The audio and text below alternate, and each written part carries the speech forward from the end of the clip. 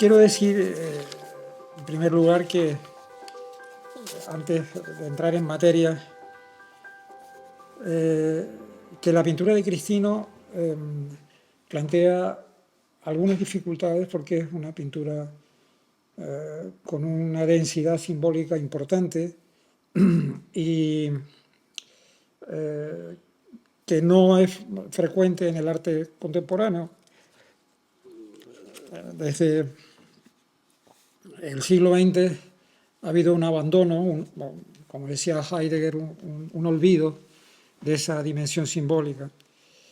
Pero también es verdad que la pintura de Cristino de Vera, y este es el motivo que ha despertado mi decisión de adentrarme más en ella, es una pintura estructurada como un lenguaje simbólico.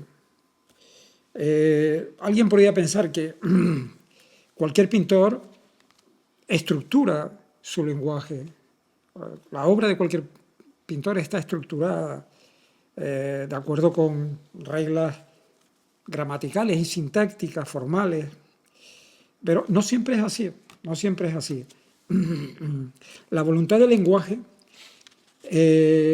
no se da en el arte siempre.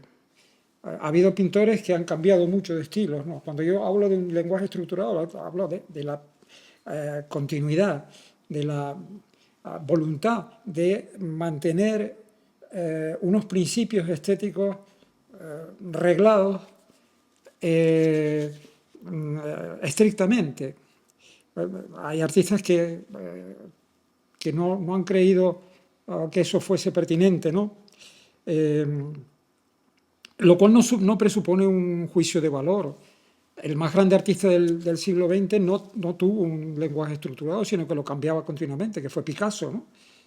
Picasso, dentro de los estilos, jugaba siempre con una relativa autonomía, cuando era cubista, en fin, las distintas etapas, ¿no? En Canarias, por ejemplo, Óscar Domínguez es un pintor que cambia mucho, ¿no?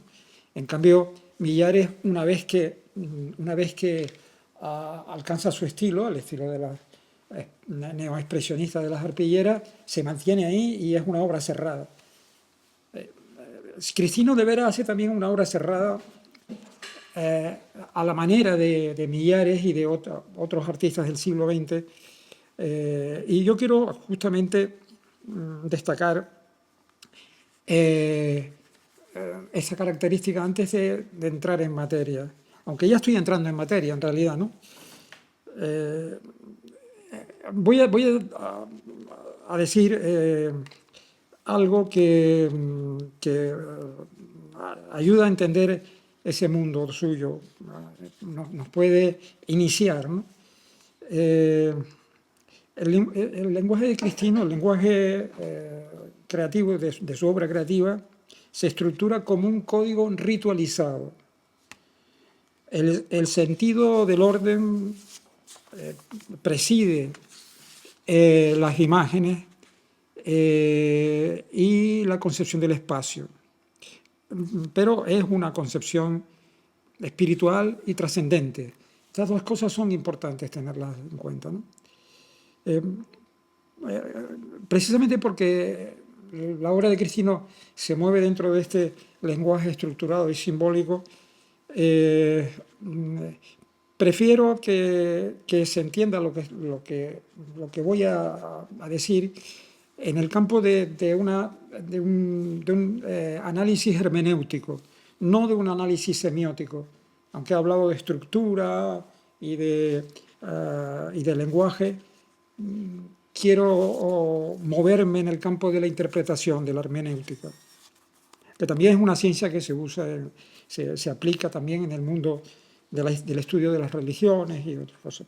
Y realmente la obra de Cristino está relacionada con el campo de los estudios sobre la espiritualidad y la religión. Me propongo iniciar este recorrido comentando tres categorías estéticas que me parecen fundamentales para entender su pintura. que son, o mejor, dos categorías estéticas, la levedad y la luz. Ambas categorías estéticas tienen su antítesis que da sentido a la misma, en un sentido dialéctico, ¿no? La antítesis de la levedad es la pesantez y de la luz, la oscuridad. En cuanto a la primera pareja, me gustaría mencionar la afinidad que Cristino de Vera tiene, como sabemos, con el pensamiento de la gran pensadora francesa Simone Weil, cuyo libro La gravedad y la gracia, que puede traducirse también la pesantez y la gracia. Sabemos que Cristino de Vera leyó con atención y con devoción este libro de Simone Weil, tal y como me lo manifestó personalmente. Y las numerosas citas de los libros de Simone Weil, que fue una pensadora en cierto modo marginal en su momento, aunque con el tiempo ha cobrado una importancia enorme, las distintas citas que hago tienen un carácter central en la explicación de la obra de Cristino. Y creo que están plenamente justificadas justamente por eso, porque él conocía y conoce perfectamente la obra de Weil. Pero quiero remontarme en la tradición idealista en la que se mueve Cristino a unas fuentes más tardías, el mundo griego, el mundo en el que de la filosofía griega, donde se inicia la concepción idealista del arte. Y me remito fundamentalmente a Platón, que es el primero en exaltar, en rechazar el mundo sensible, las imágenes del mundo sensible, y exaltar el mundo inteligible. Después vino Plotino, que había nacido en Egipto y vivió en Alejandría. Hay que tener en cuenta que Egipto era entonces un reino helenizado.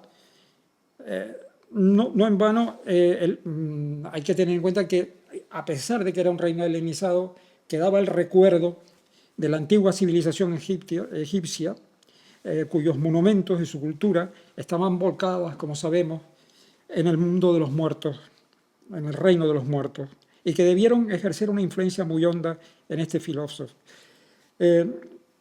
La verdad, decía Plotino, que poniendo el ejemplo de la arquitectura, que lo importante no es la construcción de una casa, sino la idea de casa. La casa no son los materiales, sino la idea. Y a partir de ahí dio un salto con respecto a Platón, que seguía rechazando plenamente el mundo sensible. Si saltamos a la pintura de Cristino, que se mueve en esa tradición, veremos que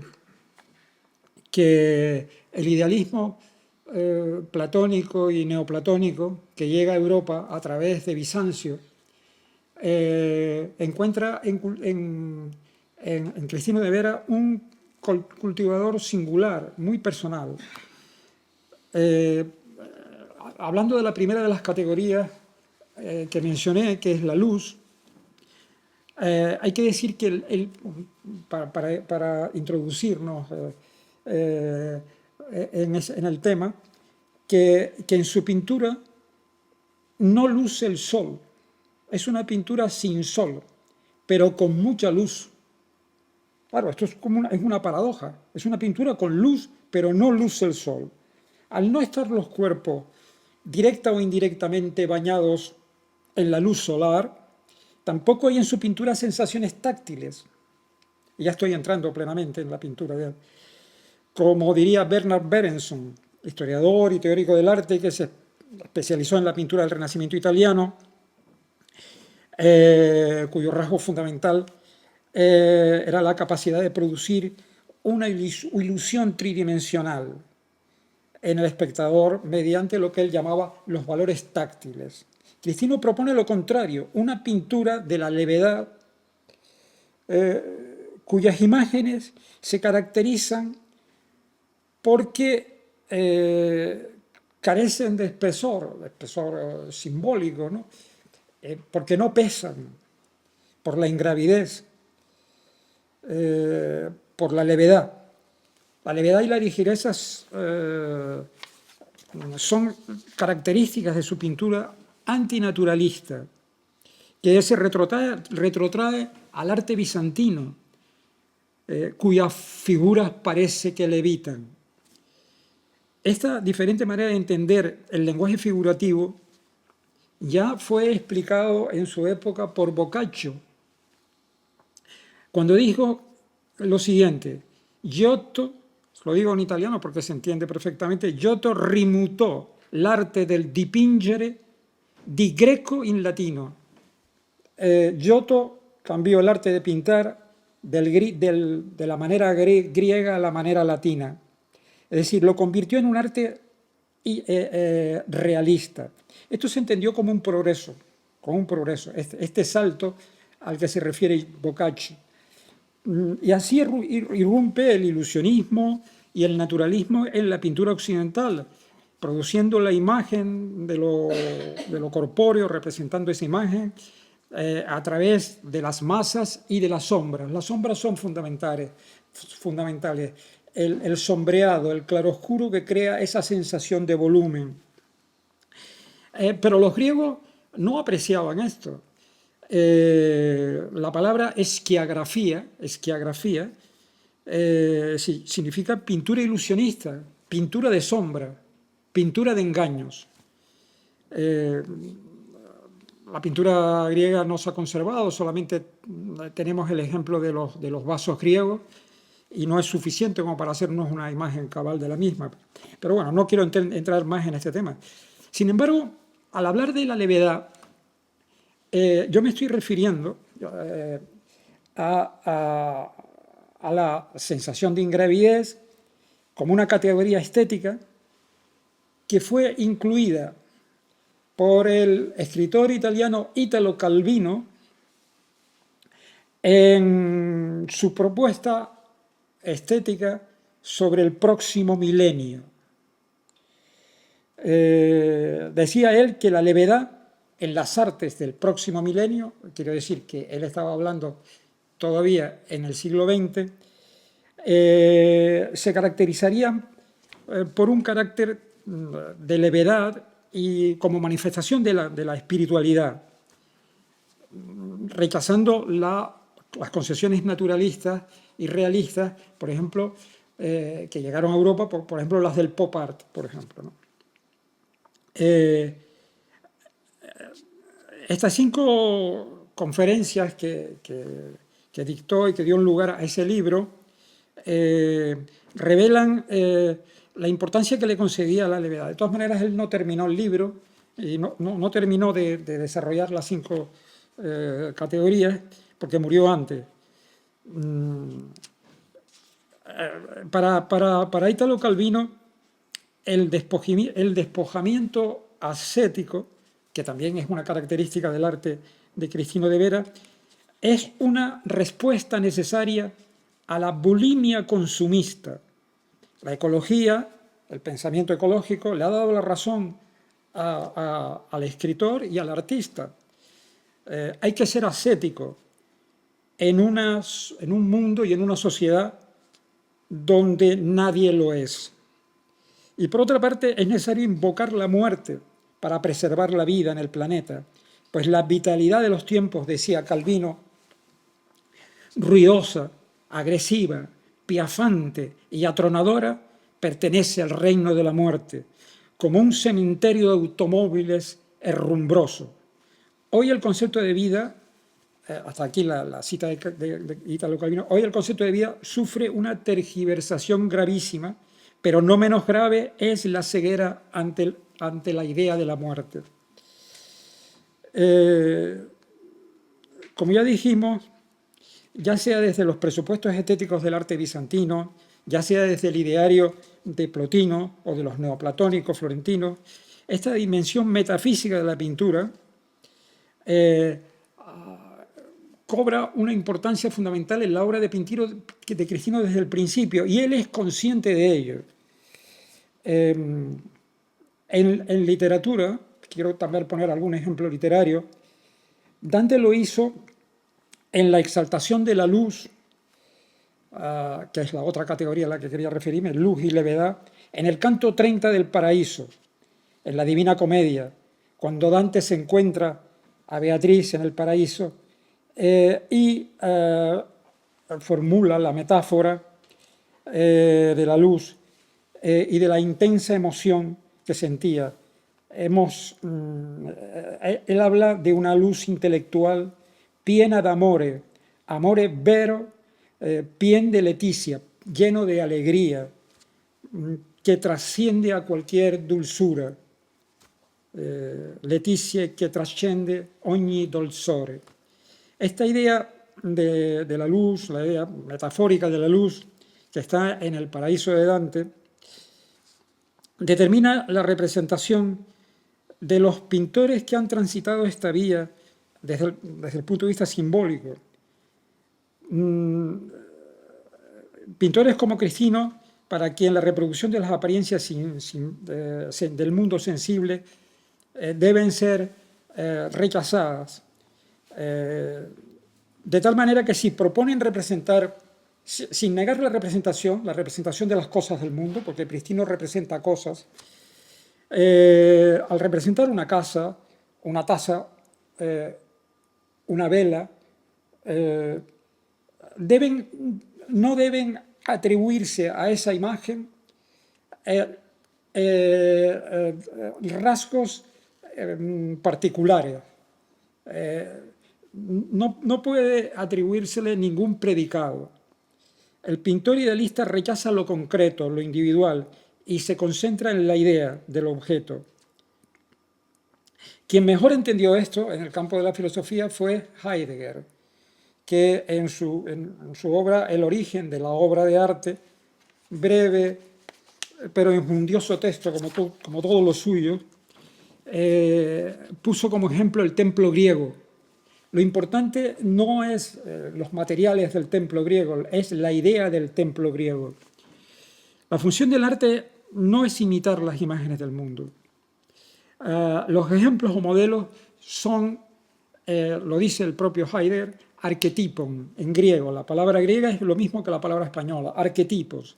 Cristino de Vera no se fija en arquetipos grandiosos como es el templo o la casa, que es grandiosa si se trata de un palacio, ¿no? Sino en arquetipos humildes, la taza, el cesto, la vela, por ejemplo. Cuando hablamos del origen medieval del concepto de luz, de lux, en la obra de Cristino de Vera, nos estamos refiriendo, nos podemos referir a su primera etapa, vamos a ver, que es el periodo llamado románico, inspirado en los frescos románicos del Museo de Arte de Cataluña, que ejercieron en él una influencia decisiva, sino también al gótico, porque el gótico es el estilo en el cual se desarrolla una concepción estética de la luz que también es una concepción espiritual, sobre todo en las vidrieras, en la iluminación de las vidrieras. Aquí tenemos una foto de Cristino, magnífica foto de Paul de Cebrián, donde aparece en el umbral de una puerta esa idea de atravesar el umbral, está la sombra delante. Vamos a ver si... Aquí tenemos el estudio. La siguiente es una foto de su estudio de los corredores. Yo voy a insistir en el concepto monacal de su mundo, ¿no? Parece el corredor de un convento. Aquí tenemos la capilla de Houston, de Rothko, que es, en mi opinión, el artista con el que más afinidad tiene, a pesar de ser un pintor abstracto, y Cristino un pintor figurativo, Cristino también es un pintor abstracto, porque hace una abstracción de la realidad. Aquí tenemos la pintura, un cuadro de Rothko, donde vemos las bandas esas horizontales. Normalmente las bandas de Cristino, las bandas abstractas que están en los fondos de la pintura de Cristino, son bandas verticales, uno de los grandes equívocos que la crítica ha cometido al analizar la obra de Cristino es relacionarla con el impresionismo. Porque claro, se confunde el impresionismo con la técnica impresionista. Evidentemente la técnica, la división del color, en puntos de color, la división del espectro, se da también en Cristino como en los impresionistas. Pero la técnica no es la estética. Con la misma técnica se pueden decir cosas muy distintas. Y Cristino dice cosas no solamente distintas, sino opuestas al impresionismo, como veremos. Sabemos que Cristino evita siempre la pintura de manchas y divide el color en puntos de luz. Pero esa analogía con el impresionismo puede dar lugar a equívocos, porque claro, en ambos casos hay una atomización del color. Son átomos de luz. Pero dice Cristino, para darle la palabra a él, para que se exprese, en mi caso la luz parte del mismo cuadro, no como el impresionismo, que parte del exterior, porque es una luz solar. Él hace que la pintura se ilumine desde dentro.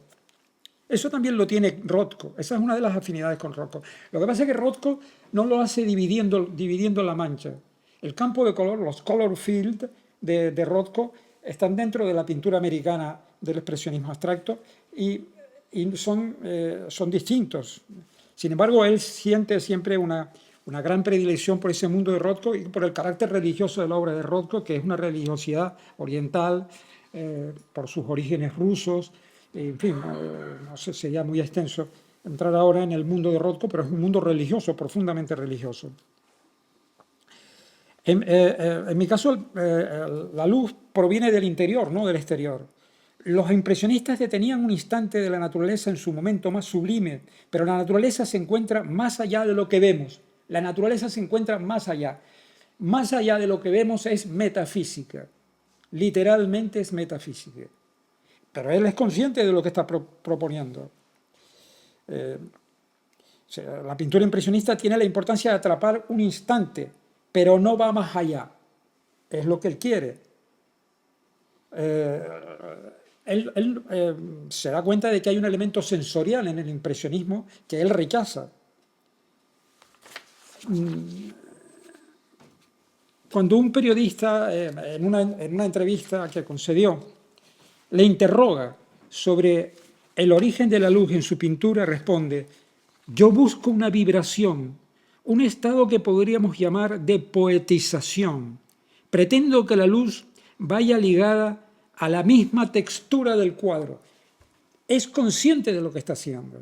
Y lo que está haciendo es lo contrario del impresionismo, con la misma técnica, pero es lo contrario. Evidentemente, esto nos lleva también a una reflexión sobre el binomio trascendencia-inmanencia. El binomio trascendencia-inmanencia. Porque si la pintura sale del cuadro, nosotros podríamos pensar que lo que está haciendo Cristino es enfatizando la inmanencia de la pintura, su autonomía, emana de dentro del cuadro, pero es un error también.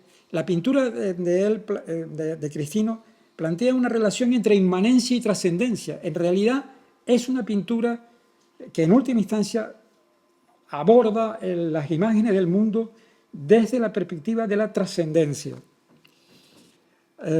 Sus objetos están iluminados por la misma luz que estos emiten. Según esto, en su pintura no puede haber sombra. Hay algunas excepciones. Las tazas de luz, lo que yo llamo el cáliz de luz, bueno, lo llama él. Cáliz de luz es un término poético que inventa él. ¿Ves? Tiene una pequeña sombra. La imagen del disco solar raras veces se encuentra en su pintura y cuando excepcionalmente aparece, es únicamente en la línea de horizonte. Se trata de un sol naciente que no morirá porque ha quedado detenido en su curso. en su ascensión. Es una pintura con luz, pero sin sombra, o con alguna sombra que en realidad es una sombra inmóvil. La fuerza inmanente y trascendente de la luz se contrarrestan en su pintura, pero esa contradicción entre lo inmanente y la trascendencia es uno de los principios del pensamiento esotérico.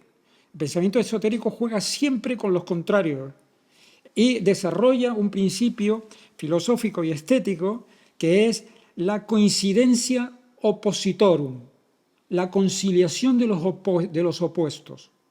Entonces, para tratar la trascendencia, él necesita abordar también la inmanencia, pero es coherente con su mundo.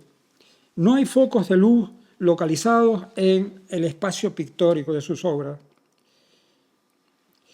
Los objetos no suelen proyectar sombras. A este respecto voy a hacer la primera cita de Simone Weil. La luz sobrenatural, dice Simone Weil en su libro El conocimiento sobrenatural, la luz sobrenatural que desciende al dominio de la naturaleza se convierte en luz natural. Esto es bueno si se reconoce la procedencia. Sin la fuente sobrenatural de la luz no hay más que tinieblas, incluso en el nivel de la naturaleza. Este es el pensamiento que más analogías tiene con el mundo de Cristino. Si fuera un foco de luz natural, pues las sombras se proyectarían siempre en la misma dirección, siempre en direcciones distintas, ¿no? Porque eso implica que el sol se va moviendo y va creando distintas direcciones en la sombra. En Cristino, si hay sombra, siempre es en la misma dirección. Aquí se ve claramente en el cuadro, siempre se proyecta hacia la derecha. La reflexión sobre la sombra es fundamental en Cristino. La ausencia de sombras y la imagen de la sombra inmóvil, porque percibimos la sensación de que las sombras no se mueven, indica un rasgo de intemporalidad. Si las sombras no se mueven, el curso del tiempo no se desarrolla. Este es el carácter sobrenatural, como diría Simone Weil, de la pintura de Cristino. Es una luz sobrenatural. Quiero citar aquí una reflexión acerca de esta relación entre lo interior y lo exterior que hace mi amigo Andrés Sánchez Robaina, que me parece muy pertinente. Quietud de la visión y silencio envolvente del objeto, interior y exterior, son ya una sola cosa. Esa es la coincidencia opositoria.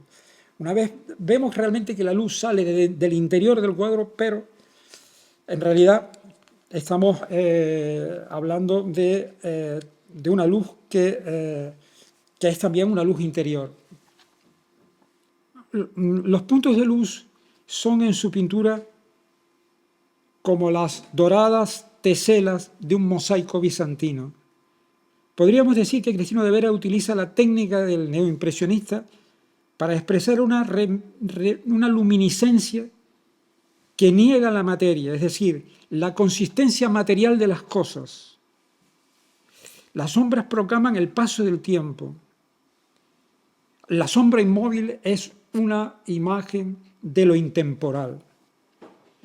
Es la suya una propuesta estética espiritualista radical, que impugna radicalmente no solo la imagen volumétrica de los objetos, sino también la fisicidad sensorial de los mismos, que es la pintura impresionista. Cristino de Vera era plenamente consciente del significado de lo que estaba planteando. El sistema de representación que postula en su pintura no valora las cosas por la sensación de realidad que suscitan, sino como símbolos de una realidad sobrenatural, de una sobrerealidad que, decantada por la luz, proclama no la corporeidad o materialidad de las cosas, sino su levedad y su diafanidad. Y a partir del concepto de diafanidad hay otra categoría que no incluye Italo Calvino en sus propuestas del próximo milenio, que es la transparencia, la diafanidad.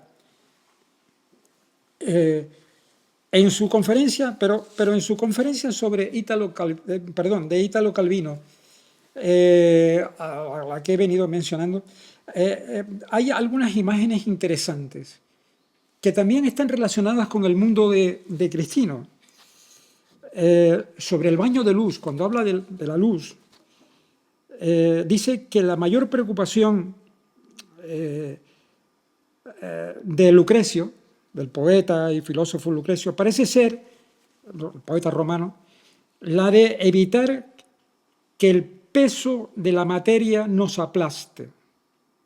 Italo Calvino hace una serie de referencias a poetas o a filósofos como Lucrecio, Ovidio, Cavalcanti. Y destaca la visión atomista de Lucrecio. La visión de Cristino es una visión atomista, para que el peso de la materia no nos aplaste. Italo Calvino cita al respecto unos versos de Guido Cavalcanti, poeta amigo de Dante, donde habla de los átomos de luz que no pesan, y dice textualmente, como la nieve que cae sin viento. Aria serena quando appare l'albore e bianca neve scender senza venti. Estos versos son asombrosos. Esta sensación de levedad, de la nieve que cae sin viento, crea una imagen atomizada de puntos de luz, Esto es lo que quiere hacer Cristino. Esta sensación de levedad produce serenidad, y esa es la serenidad que transmite la pintura de Cristino de Vera. Contemplamos un mundo noble y sereno, ordenado por la geometría y por la luz. Quizás en el arte actual sea esta una visión intempestiva, extemporánea, pero no deberíamos despreciarla, pues un arte que, como el de Cristino de Vera, forja imágenes del mundo que contradicen el espíritu de los tiempos,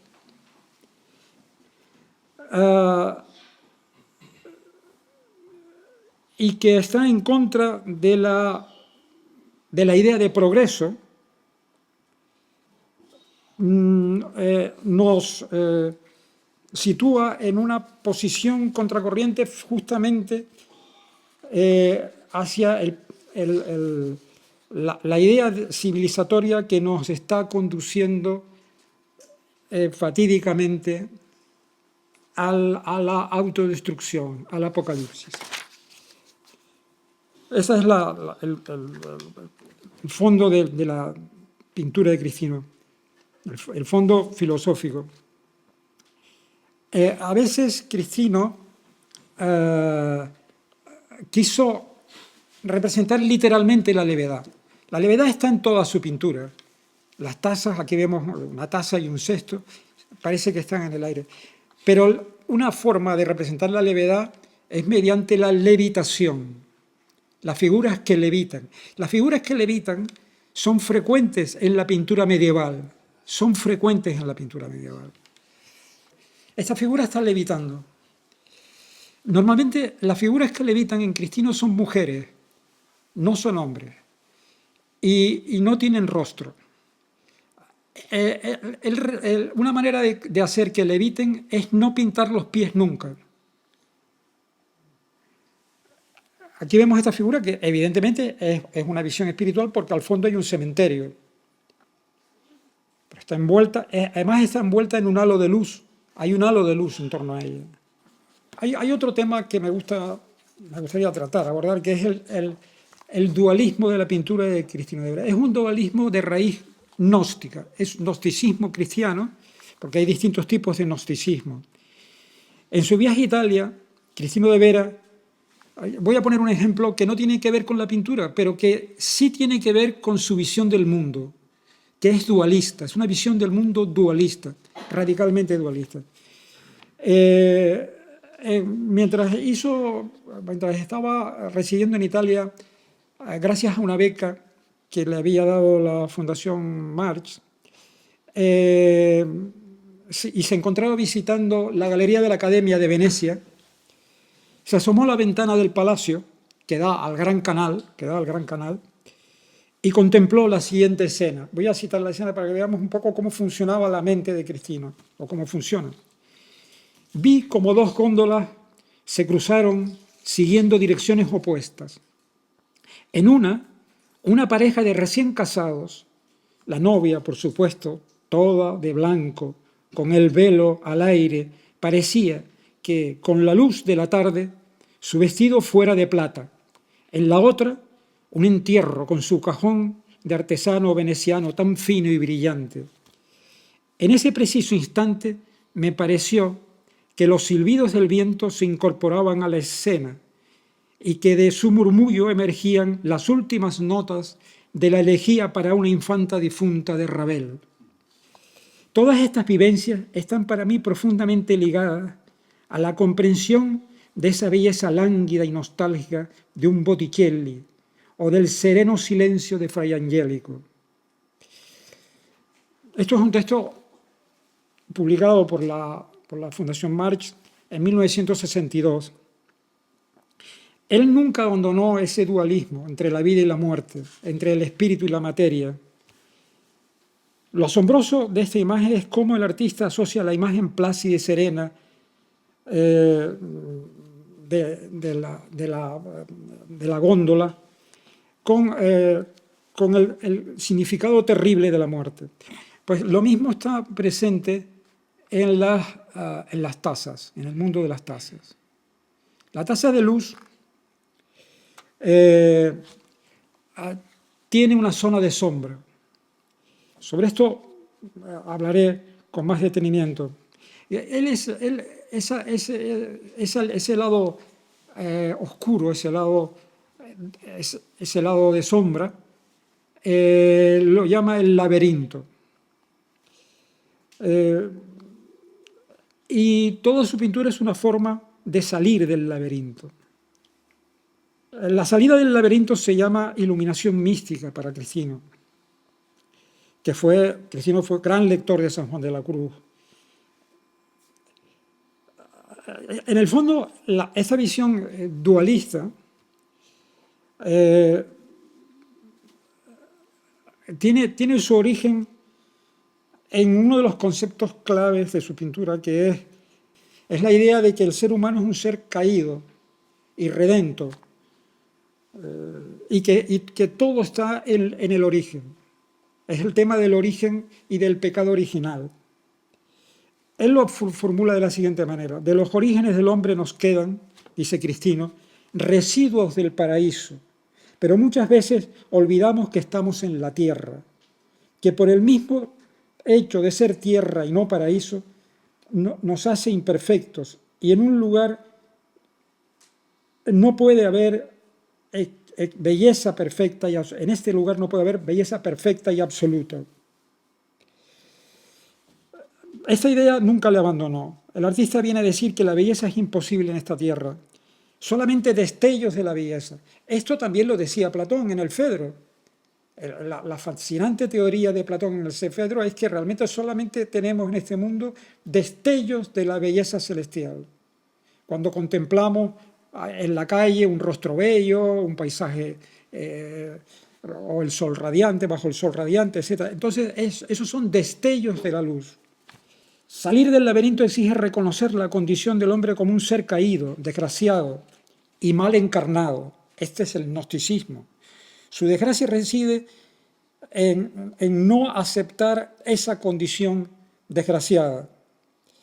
A lo más que puede aspirar un pintor es a reflejar en destellos o residuos esa imagen del paraíso.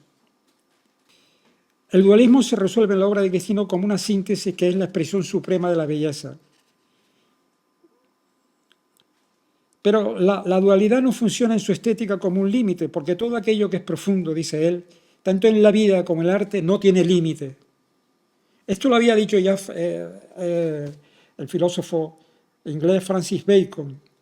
La belleza es un absoluto, como el bien, y esta idea no solo puede enunciarse desde el espíritu, de tal manera que un dualista como Cristino acaba desembocando en una experiencia espiritual monista. Solamente hay espíritu. Es una visión radical.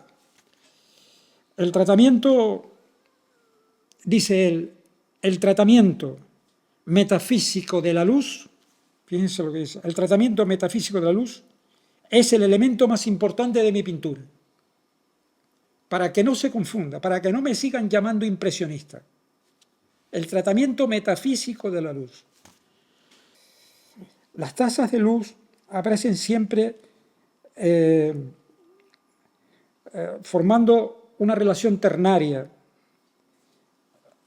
pero es siempre la misma taza. No difieren en nada unas de otras. Él tenía distintos tipos de tazas en el estudio y sin embargo no hace lo que hace Zurbarán, que es colocar distintos tipos de tazas. El radicalismo idealista de Cristino le impide hacer esto. Es una obra maravillosa esto. Ninguno de estos juicios que yo estoy emitiendo son juicios de valor. Esto no quiere decir que una obra sea mejor que la otra. Esto no son cosas... es un objeto que siempre es el mismo. Es la idea de taza, como diría Platón o Plotino, la idea de taza, no una taza individual. Por eso todas tienen que ser iguales. Y por eso, la vuelta de Cristino a la Edad Media, vamos a decirlo, al mundo bizantino, le lleva a desarrollar uno de los fundamentos centrales de la estética medieval en la pintura figurativa, en la composición de figuras, de grupos, que se llama en historia del arte isomorfismo. El isomorfismo es un principio según el cual el artista no puede representar una figura por encima de otra, en los cuerpos, ¿no? Aunque tengan distinto rango social, pero todas tienen que ser iguales porque todos son iguales ante Dios. Entonces, la pintura bizantina practica el isomorfismo. Todas las cabezas a la misma altura. Lo mismo la pintura medieval. Lo veremos en las portadas de las iglesias, la pintura y la escultura medieval también. Es un tema de representación. Realmente es muy raro que un pintor contemporáneo practique el isomorfismo. Cuando hemos visto las tazas de Cristino, hay muchas, las tazas de luz de Cristino, que son muchas, ¿ves? Las distintas variedades, como lo pinta, no nos damos cuenta de que realmente esto tiene un significado simbólico. Esta igualación de las alturas es el isomorfismo medieval, que él lo lleva hasta sus últimas consecuencias. Dentro de este mundo de Cristino, que es de una enorme complejidad, hay también otro elemento que me gustaría destacar y sobre el cual no se ha señalado suficientemente. Bueno, hay algunas reflexiones de los poetas, de Carlos Edmundo de Ory o de críticos como Sánchez Camargo, donde hablan del carácter numérico, ritual de su pintura. La pintura de Cristino plantea siempre, sobre todo en el caso de las tazas de luz, no solamente el isomorfismo, sino una concepción del espacio en la cual las distancias son fundamentales. La geometría es fundamental y las tazas están colocadas en sitios para crear un mundo ordenado, un mundo rigurosamente ordenado. Esto constituye un planteamiento ritual, una ritualización de la pintura. Y este es el código de Pristina. No solamente es importante desde el punto de vista numérico, sino desde el punto de vista del ritmo. El ritmo está en los ritos. Él concibe la pintura como un rito y la organiza como tal. En los cuadernos de Simone Weil, en los Cahiers, que es la obra fundamental de ella, de la cual sale todo, es una especie de diario, de dietario de pensamiento, hay una reflexión que me parece que es casi una descripción del mundo de Cristino. En cualquier tipo de vida existe un ritmo que hay que amar. Por artificial que sea, todavía está ligada a la rotación diurna del cielo y a las estaciones. Mediante ese ritmo quedamos ligados al cielo y a las estrellas, sentirlas a través de ese ritmo como si fuera el bastón de un ciego. Estas ideas, él las lleva a la práctica, Cristino las lleva a la práctica, creando una ritualización. La pintura de Cristino es siempre misteriosa, como es misterioso el mundo de los cirios, que realmente no son velas, son cirios. Las velas se utilizan también en la iluminación de las casas, los cirios solamente en las iglesias, son cirios. Lo cual significa, él tiene un interés especial en que se sepa que el espacio es un espacio sagrado, por eso utiliza cirios, para darle un carácter sagrado al espacio y al significado de la iluminación. Uno de los aspectos más inquietantes de Cristino son la representación de los crucifijos. Los crucifijos tienen varias características, ¿no? Las más notables son la diagonal. Cristino no pinta diagonales. La pintura es casi siempre ortogonal porque la ortogonalidad es lo que te proporciona serenidad. El ángulo recto es lo que proporciona serenidad. Únicamente cuando puede haber alguna excepción que se me puede saltar, pero en realidad, hasta donde yo sé, las diagonales son algo que él reserva a la figura del crucificado, el Cristo caído. Sobre eso también Simone Weil tiene textos maravillosos. Aquí es constante, ¿no? Y delante las velas. Y otra cosa misteriosa es el Cristo acéfalo, sin cabeza. En realidad es el Dios escondido de los teólogos medievales, el Dios Deus absconditus. Algo que, bueno, que se puede revelar, pero que vemos varias imágenes del Cristo sin cabeza. Y bueno, ya estamos terminando porque voy a aligerar un poco ya para decir todo lo que quiero decir. Cristino de Vera, en realidad, me voy a referir solamente a dos aspectos muy extraños en la pintura de Cristino de Vera. Bueno, el más importante de todos es el enclaustramiento. ¿Desde qué perspectiva pinta Cristino? Cristino pinta siempre desde la perspectiva de una habitación, de una celda. Siempre es una celda. Incluso cuando pinta los paisajes del sur de Tenerife, lo hace desde una ventana. Y una ventana es una arquitectura, un espacio cerrado. Siempre es una plaza. Es un enclaustramiento que no produce claustrofobia, a él no le produce sufrimiento, es sencillamente natural. Hombre, uno puede decir, un psicólogo diría, tiene agorafobia.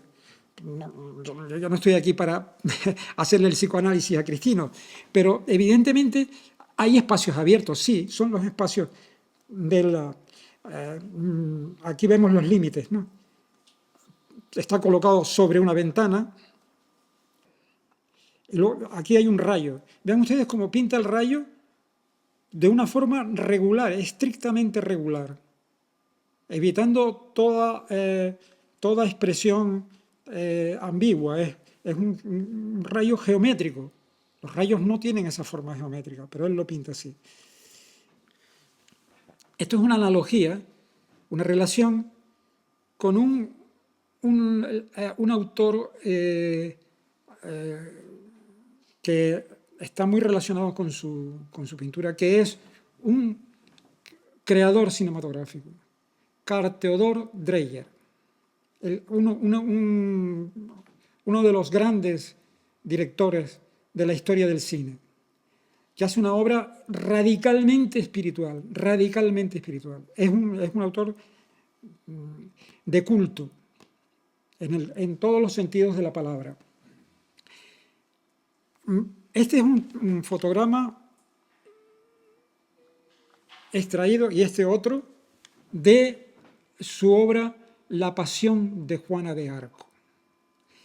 La película se desarrolla toda en una celda mientras Juana de Arco espera el momento en el que va a ser juzgada por la Inquisición. Y la ventana tiene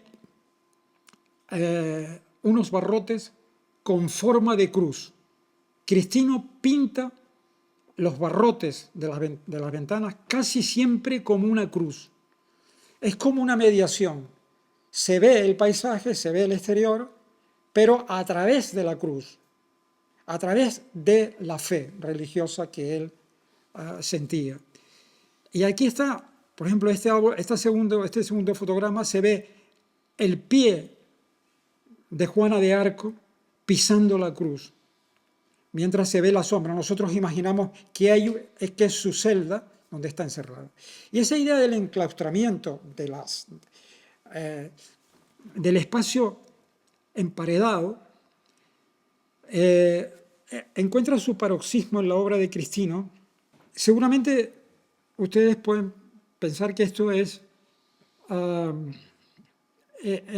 una celda de un convento. Sí, efectivamente es una celda de un convento. Es una celda de un convento. Pero es una celda de un convento de clausura. Y esto se llama inclusorio. Eran los inclusorios, las celdas, en las que se emparedaba a las monjas. Siempre eran mujeres, se emparedaba a las monjas. Y donde, para provocar visiones místicas, se emparedaba, pero por propia voluntad de la religiosa, que lo aceptaba. Aquí está incluso una monja muerta, en primer término. Hizo varias versiones. Curioso que la Fundación Cristino de Vera está cerca de dos conventos de clausura, a cientos de metros de dos conventos de clausura, donde seguramente también se daban de esta forma. Quien primero llama la atención sobre esto y de su importancia es el filósofo alemán actual Peter Sloterdijk. Peter Sloterdijk, yo no me esperaba que Peter Sloterdijk, que es uno de los grandes ensayistas actuales, de una extraordinaria brillantez, en un libro que se llama Hacer hablar al cielo, es un libro sobre teología, cuenta lo que significa el fenómeno del emparedamiento. Ese es un fenómeno en el cual la contemplación y la experiencia mística ocupan un lugar importante, y algunas místicas alemanas de la Edad Media y del Renacimiento fueron enterradas vivas. El caso más famoso es el de Hildegard von Bingen, la famosa mística que ahora ha cobrado una importancia especial en los estudios de feminismo. Hildegard von Bingen estuvo en un inclusorio. En realidad, este mundo está relacionado también con otra experiencia religiosa de Cristino, que es la experiencia del paisaje. Aquí vemos el Teide, que a veces aparece, con las nubes pintadas así como las pintaba Fray Angélico. Fray Angélico pintaba las nubes así, como si fuese un cielo raso, siempre horizontales. Me estoy refiriendo a otro tipo de paisaje, que es el de los paisajes del sur de Tenerife, que él descubre y que están relacionados aquí está, con el paisaje del hermano Pedro, cosa que no se ha dicho, no entiendo por qué. Es el mismo paisaje natal, familiar, de las raíces de Cristino, de la familia de Cristino, de Guía de Isora, todo ese paisaje que llega hasta la cumbre. Él dice que lo descubrió desde un barco. Una vez que venía de Madrid en barco, contempló ese paisaje que es el paisaje de su infancia. Dice, mi madre me llevaba a pasear por allí. ¿Por dónde? Por la cueva del hermano Pedro, en la cabecera del aeropuerto. Ese es el mundo de Cristina. Y entonces, pero fíjense ustedes, no pinta el paisaje para que no se le confunda ya definitivamente con un pintor impresionista, con un pintor a plein air.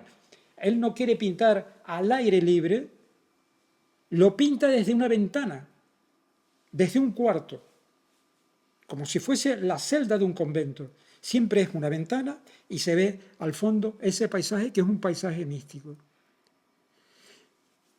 Todo eso configura una obra extrañísima. Veamos otra vez pues, esos paisajes del sur. Esto no es naturalismo. Y aparecen también los cráneos, que son una representación también del pecado original.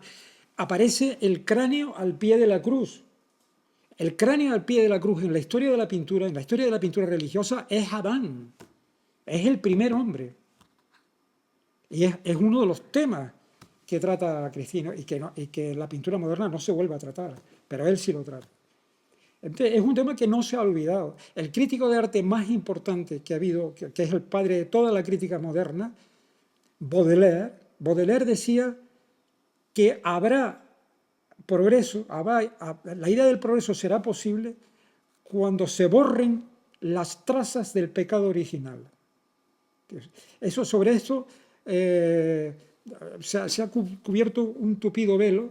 Walter Benjamin, que hace el gran estudio sobre Baudelaire, no lo quiere tratar, y eso que es un estudio maravilloso, pero no lo quiere tratar por las connotaciones religiosas que tiene, pero es verdad, él se dio cuenta de eso.